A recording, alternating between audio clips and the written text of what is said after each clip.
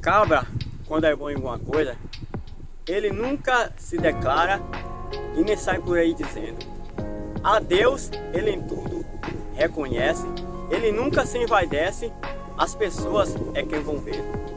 O cabra, quando é bom em alguma coisa, ele nunca bate em seu peito dizendo eu sou. Ele nunca diz seu tal, mas é sempre genial em humildade e também na sua postura. As pessoas é quem o titula cabra bom e vencedor. O cabra, quando é bom em alguma coisa, ele sempre, a maioria das vezes, é um caladão. Suas atitudes falam mais alto que convence multidão.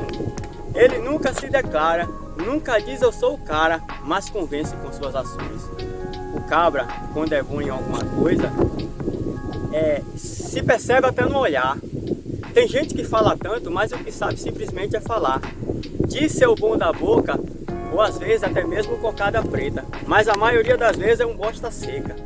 Bom é aquele que está lá no alto. Aqui na terra somos todo gota d'água, somos trapo. Quem conversa demais dá bom dia a cavalo. Passarinho que muito canta costuma cagar no ninho. Sapato de palhaço é que é pra frente. Vai aqui o meu recado, seu irreverente. É melhor ser caladinho. Dizem que o besta morreu tentando, mas é melhor ser besta do que ser um falante sem aprovação. O cachorro, quando é bom, mostra a caça. O resto faz arruaça, mas não dá demonstração. Dizes também que quando mata cobra, temos que mostrar o pau. Então seja genial, mostra isso a moral e deixe de tanta falação.